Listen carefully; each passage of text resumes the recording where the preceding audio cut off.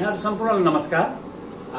आज हामीले यो मकैको बिउ उत्पादन गर्छौं। त्यो बिउलाई फलामा ल्याइसकेर प्रोसेसिङ गरिसकेपछि भण्डारणमा जाँदा हामीले कस्तो किसिमको भण्डारण विधि अपनायो भने लामो समयसम्म मकैको चाहिँ बिउलाई चाहिँ एउटा चाहिँ उर्वरा शक्तिदेखि लिएर त्यसको चाहिँ भाइबिलिटी भन्छौं त्यसलाई कायम गर्न सक्छौं भन्ने बारेमा मैले सरस्वती भन्न गइरहेको छु। यो राष्ट्रिय मकै बाली अनुसन्धान कार्यक्रमको हाम्रो यो कोल्ड स्टोर हो, यो भवन कोल्ड स्टोर हो। यो कोल्ड स्टोरमा अलिकति थोरै चाहिँ प्रिन्सिपल कुराहरू मैले अलिकति सैद्धान्तिक कुरा भन्न गइरहेको छु। हामीसँग त्यो कोल्ड स्टोरमा चाहिँ हेर्नुहुन्छ भने यस्तो किसिमको अटोमेटिक कोल्ड स्टोर छ। यहाँ दुई किसिमको लाइन सप्लाई हुन्छ। एउटा लाइन हुन्छ तपाईको यो डाइरेक्ट लाइन भन्ने हुन्छ, एउटा डाइरेक्ट लाइन सप्लाई गर्ने हुन्छ भने अर्को चाहिँ हाम्रो यो डीजी भनेर डाइरेक्ट लाइन हुन्छ भने अर्को चाहिँ अटो हुन्छ। भनेको लाइन आएको बेला लाइनबाट हुन्छ, यदि लाइन गइहाल्यो भने हाम्रो के हुन्छ त भन्दा जेनेरेटर अटो किसिमको जेनेरेटर छ। तपाईको विदिन 30 सेकेन्ड भित्रमा त्यो जेनेरेटर स्टार्ट हुन्छ। स्टार्ट भइसकेपछि त्योबाट चाहिँ 1 मिनेट भित्रमा यहाँ लाइन सप्लाई गरिसकेको हुन्छ। किन यो हुन जरुरी छ भन्दाखेरि हामीले भित्र स्टोर गरेको जति पनि सिडहरू छन् त्यसलाई चाहिँ हाम्रो लामो समय चाहिँ यो लाइन आउन छोड्यो भने जस्तो लामो समयसम्म ग्याप रहिदियो भने त्यस्तो अवस्थामा के हुन्छ भने सिड चाहिँ त्यहाँभित्र चाहिँ बायोकेमिकल चेन्ज भइदिन सक्छ। त्यसले गर्दा सिड चाहिँ त्यो चाहिँ जति जर्मिनेसन हुनुपर्ने हो जति भाइबल हुनुपर्ने हो त्यति नहुन सक्छ। त्यही भएर हामीले अटो किसिमको चाहिँ यस्तो जेनरेट सिस्टमबाट हामीले चाहिँ स्टोर गरेका हुन्छौँ। म सरस्वती यहाँलाई कसरी गरिरहेका छौँ भन्ने बारेमा जानकारी दिन्छु। हामीसँग हामीले यस्तो किसिमको दुईटा चाहिँ हाम्रो च्याम्बर छ, दुईटा च्याम्बर छ। त्यो च्याम्बरमा हामीले के गर्छौँ त भन्दाखेरि म हजुरलाई देखाउन चाहन्छु। च्याम्बरमा हामीले त्यो भित्र कति डिग्री सेन्टिग्रेड तापक्रम र कति ह्युमिडिटी मेन्टेन गर्यो भने हामीले स्टोर गर्न सक्छौँ भन्ने कुरा। यहाँ चाहिँ हामीले के छौँ भने म्याक्सिमम चाहिँ तपाईँको टेम्परेचर भनेको हामीले 12 डिग्री सेन्टिग्रेडसम्म हामीले म्याक्सिमम टेम्परेचरमा हामीले राखेका हुन्छौँ भने तल चाहिँ 8 डिग्री सेन्टिग्रेड भनेर राखेका हुन्छौँ। यहाँ कस्तो हुन्छ भन्दा 12 डिग्री भन्दा यदि माथि गयो भने हाम्रो यो कम्प्रेसर चाहिँ बाहिरपट्टि छ। त्यो कम्प्रेसरले के गरिदिन्छ त भन्दा फेरि टेम्परेचर घटाइदिन्छ भने यो 8 डिग्री भन्दा तल जाँदैन, 8 डिग्री तल जान दिँदैन। त्यसरी हामीले यसलाई मेन्टेन गरेका हुन्छौँ। यो चाहिँ कम्प्रेसरले चाहिँ मेन्टेन गरेको दुईटा किसिमको च्याम्बर भएको भएर कम्प्रेसरले मेन्टेन गरेको हुन्छ। यस्तो अटोमेटिक सिस्टमबाट हामीले चाहिँ यसलाई स्टोर गर्न सक्छौँ। र स्टोरेजमा के गरेर 3 किसिमको स्टोरेज सिस्टम हुन्छ। पहिलो स्टोरेज सिस्टम भनेको short term storage cold store हुन्छ। त्यसमा चाहिँ हामीले 1 वर्षदेखि 5 वर्षसम्म हामीले सिडहरूलाई चाहिँ स्टोर गर्न सक्छौँ। अर्को medium term storage cold store हुन्छ। त्यो भनेको 5 देखि 10 वर्षसम्म स्टोर गर्न सकिन्छ भने अर्को भनेको लङ टर्म स्टोरेज हुन्छ। लङ टर्म स्टोरेज चाहिँ हाम्रो के हुन्छ 10 वर्षदेखि 50 वर्षसम्म हामीले चाहिँ बिउहरूलाई त्यही किसिमको भाइबिलिटी त्यही किसिमको जर्मिनेसनमा हामीले चाहिँ कायम गर्न सक्छौँ। तर हामीले चाहिँ यहाँ भएको हाम्रो जुन यो स्टोरेज चाहिँ हाम्रो के हुन्छ फेब्रिकेटेड कोल्ड स्टोर हो। यो फेब्रिकेटेड कोल्ड स्टोर भएकाले चाहिँ हाम्रो कति क्यापासिटीको छ त भन्दाखेरि यो 10 टन क्यापासिटीको छ। 100 क्विन्टल चाहिँ हामीले बिउ चाहिँ स्टोर गर्न सक्छौँ। अब स्टोरमा विशेष गरेर हामीले मकैको लागि गरेका छौँ भने यसमा चाहिँ अरू धान अथवा गहुँ पनि स्टोर गर्न सकिन्छ, अन्य बालीहरू पनि स्टोर गर्न सकिन्छ। अलिक बिउ अनुसार धान गहुँ मकैमा हामीले उस्तै किसिमको टेम्परेचर र ह्युमिडिटी मेन्टेन गरेर गर्न सक्छौँ भने अन्य बाली हो भने त्यसमा थोरै तलमाथि टेम्परेचर तलमाथि हुन सक्छ। तर हामीले अहिले मकैमा भएको कारणले मकैको कुरा गरिरहेका छौँ। अब यो चाहिँ कोल्ड स्टोरको अब म भित्र कसरी स्टोर गरिन्छ भन्ने बारेमा यहाँलाई देखाउन गइरहेको छु। हाम्रो यो पहिला चाहिँ यसरी फ्यान चाहिँ हामीले अफ गरेर राखेको हुन्छौँ। भित्र जानुभन्दा अगाडि हामीले यसलाई फ्यानलाई चाहिँ खोलिदिन्छौँ। यो खोलिदिँदा के हुन्छ त भन्दा भित्र मेन्टेन भएको टेम्परेचर जुन छ त्यो टेम्परेचर चाहिँ त्यो चिसो चाहिँ बाहिर आउनु पाउँदैन। त्यसले चाहिँ चिसोलाई रोकिदिन्छ र हामीसँग भएको केही त्यस्तो खालको डस्ट पार्टिकल छ भने पनि त्यो खस्छ। अब यो खोलिसकेपछि अब हामीले के गर्छौँ यसलाई चाहिँ हामी के गर्छौँ खोल्छौँ। यसरी बन्द लक गरेको हुन्छ। हाम्रो अर्को फेरि ब्लक छ, यसले यो प्लास्टिक राखिदिएको हुन्छ। यो प्लास्टिकले के गर्छ भन्दा भित्रको फेरि त्यो जुन हाम्रो चिसो छ त्यो चिसोलाई बाहिर आउनु दिँदैन। यो पनि अर्को एउटा चाहिँ ब्यारियर हामीले यसरी राखेका हुन्छौँ। म अब भित्र देखाउँछु तपाईँहरूलाई, भित्र देखाउँछु। यहाँ देखाउँछु यो हाम्रो चाहिँ कोल्ड स्टोर हो। यहाँ देखाउँछ यस्तो किसिमको कोल्ड स्टोर। यो हाम्रो क्यापासिटी अहिले मैले भनिसकेँ यो हाम्रो 10 टन क्यापासिटीको चाहिँ कोल्ड स्टोर छ। यो थुप्रै क्यापासिटीका पनि पाइन्छन्। यो 10 टन क्यापासिटी भएको कोल्ड स्टोर चाहिँ बनाउँदा हामीलाई कति खर्च भएको छ त भन्दाखेरि यसले चाहिँ 20 देखि 30 लाखसम्ममा बन्न सक्छ यो। र यो एउटा मेसिनको बारेमा मैले यहाँ भन्न गइरहेको छु। यो हामीसँग अर्को एउटा चाहिँ ह्युमिडिटी रिलेटिभ ह्युमिडिटी भन्छ, सापेक्षिक आर्द्रता चाहिँ कायम गर्नको लागि चाहिँ हामीले यो चाहिँ मेसिन राखेका हुन्छौँ। यसमा चाहिँ हामीले 40% चाहिँ रिलेटिभ ह्युमिडिटी मेन्टेन गर्नुपर्छ। अहिले हामीले भर्खरै खोलेको भएर 41 छ। यो 40 भन्दा बढी यसले 40 भन्दा तल हुँदैन, माथि पनि हुन दिँदैन।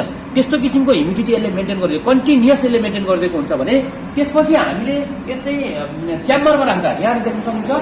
यो च्याम्बरमा राख्दाखेरि यस्तो खालको दुई किसिमको हुन्छ। अब यहाँ यो जुन देखिरहनु भएको माथि अहिले एक्जस्ट फ्यान छ हामीसँग 4वटा एक्जस्ट फ्यान छ। यो एक्जस्ट फ्यानले यो टेम्परेचरलाई चाहिँ मेन्टेन गर्न चाहिँ किन हेल्प गर्छ। र यस्तो च्याम्बरहरूमा हामीले कसरी स्टोर गरेका छौँ भनेर पनि यहाँ देखाउनु भए यहाँ हेर्न सक्नुहुन्छ। यो बोराहरूमा चाहिँ हामीले त्यहाँ गरेर पहिला हामीले अघि भन्यौँ थालामा हामीले राम्रोसँग प्रोसेस गरिसकेपछि त्यसको मोइस्चर पर्सेन्टलाई मेन्टेन गरिसकेपछि एकदमै क्लिन बनाएर बिउ ल्याइसकेको बिउलाई चाहिँ हामीले के गरेका छौँ भन्दाखेरि हर्मेटिक ब्यागमा राखेका छौँ। हर्मेटिक ब्याग भनेको तपाईँले यहाँ देख्न सक्नुहुन्छ यो किसिमको ब्याग हो।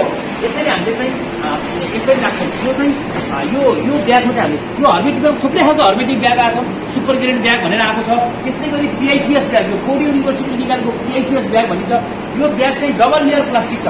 त्यसले गर्दा हामीले राम्रोसँग चाहिँ मोइस्चर मेन्टेन गरेर हामीले ल्याएर आइसकेपछि यसरी स्टोर गर्ने भने हर्मेटिक ब्यागमा स्टोर गर्दा अझ भोलि लामो समय स्टोर गर्न सक्ने भएको हामीले गरेका छौँ भने अर्को तरिका देखाउँछु। अर्को तरिकामा यहाँले हेर्न सक्नुहुन्छ यो अथवा साना पोकाहरूलाई पनि हामीले स्टोर गर्न सक्छौँ। साना पोकाहरूमा स्टोर गर्नको लागि यस्तो खालको चाहिँ भाँडाहरू हामीले यो बनाएका छौँ। अलिकति अँधेरो छ यो अँधेरोमा चाहिँ अलिक कोल्ड स्टोर भएको कारणले गर्दा योमा हामीले बोरामा 1 केजीको 2 केजी 5 केजी बनाएर पनि हामीले राख्न सक्छौँ। यसरी स्टोर गरिन्छ भने अब यो स्टोरेज कसरी हामीले भित्र चाहिँ मेन्टेन गरिराख्छौँ त भन्दाखेरि हामीले विशेष गरेर 3 महिनामा यसको जर्मिनेसन हेर्नुपर्ने हुन्छ। हामीले स्याम्पलिङ गर्छौँ। स्याम्पल लिइसकेपछि यसको जर्मिनेसन चाहिँ हामीले के गर्छौँ भने जर्मिनेसन हेर्छौँ। त्यो जर्मिनेसन चाहिँ 3 महिना हेर्दा वर्षमा हेर्नु पर्यो भने 4 चोटिसम्म हामीले जर्मिनेसन हेर्न सक्छौँ। भने त्यसपछि यसलाई चाहिँ अब हामीले बिउ निकालेर लगाउने बेलामा हामीले पनि ध्यान दिनुपर्ने हुन्छ। हामीले अब बिउ निकाल्दैछौँ भने त्यही निकाल्ने बित्तिकै तुरुन्त बिउ लगाउनु हुँदैन। किनभने त्यसले चाहिँ त्यो त्यहाँ केही किसिमको समस्या हुनसक्छ। त्यसले गर्दा हामीले 1 दिन चाहिँ 24 घण्टा चाहिँ हामीले बाहिरको तापक्रमसँग चाहिँ छोडिदिनु पर्ने हुन्छ, जसलाई चाहिँ हार्डनिङ गर्ने भन्छौँ। यसरी हार्डनिङ गरिदियौँ भने त्यो त्यहाँको बाहिरको वातावरणसँग मिल्न जान्छ। नत्र के हुन्छ भने त्यसको चाहिँ बाहिरको वातावरणसँग मिल्न जाँदा एकैचोटि लगाउँदाखेरि त्यसलाई एकदम स्ट्रेस पर्न सक्छ। यो कुरो चाहिँ एकदमै सिड कम्पनीहरूले ध्यान दिन जरुरी छ भन्ने कुरो मैले जानकारी गराएँ। यो स्टोरेज चाहिँ हाम्रो चाहिँ अब यो हामीले गत वर्षबाट यो सञ्चालनमा ल्याएका छौँ। यस्तो खालको स्टोरेज चाहिँ जो सिड कम्पनीहरू हुन्छ सिड कम्पनीहरूले चाहिँ स्टोरेज बनाउन जरुरी छ। यसरी स्टोरेज बनाइयो भने मात्रै हाम्रो हाइब्रिडको चाहिँ बिउ चाहिँ हामीले के गर्न सक्छौँ भने लामो समय स्टोर गर्न सक्छौँ भन्ने कुरा हो।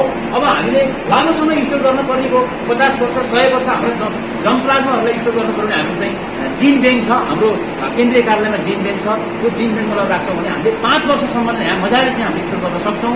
हाम्रो चाहिँ यो उमार शक्ति र यसको चाहिँ भाइबिलिटी त्यसको चाहिँ क्षमता हुन्छ, त्यो क्षमतालाई कायम राख्न सक्छौँ भन्ने कुरा मैले सरसर्ती यहाँलाई यो भिडियो मार्फत यहाँ एकदम जाडो भइरहेछ, यहाँ चिसो भइरहेको, किन भन्दा हामीले 8 डिग्री र 12 डिग्रीको टेम्परेचर हामी छौँ।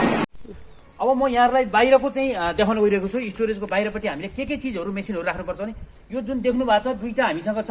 यो कम्प्रेसर हो। यो कम्प्रेसरले के गर्छ त भन्दा उतापट्टि चाहिँ टेम्परेचर र ह्युमिडिटी चाहिँ तपाईँको टेम्परेचर मेन्टेन नहुने बित्तिकै टेम्परेचर बढ्ने बित्तिकै यो कम्प्रेसरले फेरि त्यो टेम्परेचरलाई के हुन्छ त्यो हामीले रेन्जमा जुन 8 डिग्री सेन्टिग्रेड 8 डिग्रीदेखि हामीले 12 डिग्रीको भनेका छौँ। म्याक्सिमम 12 डिग्री, तल चाहिँ मिनिमम चाहिँ 8 डिग्री भनेको त्यसलाई मेन्टेन गर्न यो कम्प्रेसर 2टा कम्प्रेसरले चाहिँ हाम्रो काम गरिरहेको हुन्छ। यस्तो 2टा कम्प्रेसर अटोमेटिक सिस्टममा चलेको हुन्छ भने अब अर्को म देखाउँछु। हामीसँग त्यो जेनेरेटर हो, अटोमेटिक जेनेरेटर हो। त्यो जेनेरेटर चाहिँ तपाईँको यदि लाइन गयो भने 30 सेकेन्ड भित्रमा अटोमेटिक चलिहाल्छ। यो चल्छ र 1 मिनट भित्रमा विदिन द मिनट भन्छौँ हामी, 1 मिनट भित्रमा लाइन सप्लाई हुन्छ। त्यो लाइनले चाहिँ के हुन्छ त्यहाँको चाहिँ स्टोर चाहिँ सिस्टमलाई फेरि सञ्चालन गर्छ। यस्तो किसिमको स्टोरेज सिस्टम चाहिँ अब अलि एडभान्स स्टोरेज सिस्टम हो। यो स्टोरेज सिस्टम चाहिँ हामीले गर्न जरुरी छ।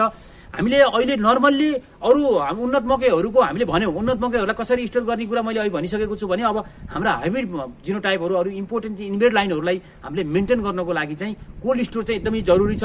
किन भन्दा यिनीहरू अलि सेन्सिटिभ हुन्छन्। यो इन्भेड लाइनहरू चाहिँ अलिकति के हुन्छ भन्दा टेम्परेचर ह्युमिडिटीसँग अलि बढी सेन्सिटिभ हुने भएको कारणले गर्दाखेरि यसलाई जोगाइराख्नको लागि, यसको भाइबिलिटी, यसको जर्मिनेसन जोगाइराख्नको लागि चाहिँ हामीले यस्ता खालका कोल्ड स्टोरहरूमा हामीले स्टोर गर्न जरुरी छ। यो चाहिँ स्टोरेज चाहिँ अब हामीले अझै लामो समय स्टोर गर्ने हो भने चाहिँ त्यसलाई चाहिँ हुन्छ माइनस डिग्रीमा चाहिँ हामीले गर्नुपर्ने हुन्छ। -18 देखि -10 देखि -18 डिग्री सेन्टिग्रेडमा स्टोर गऱ्यौँ भने हामीले चाहिँ त्यो चाहिँ 50 वर्षसम्म स्टोर गर्न सक्छौँ। यस्ता कुरा छन्। अहिलेको हाम्रो रामपुरमा भएको स्टोरेज सिस्टममा चाहिँ हामीले 1 देखि 5 वर्ष स्टोर गर्न सक्छौँ भन्ने कुरा मैले यहाँहरूलाई सरसर्ती जानकारी गराएँ र आउने यस्तै अरू प्रविधिहरूमा जोडिने भाषा गर्दै अहिले यहाँबाट बिदा हुन्छु। नमस्कार।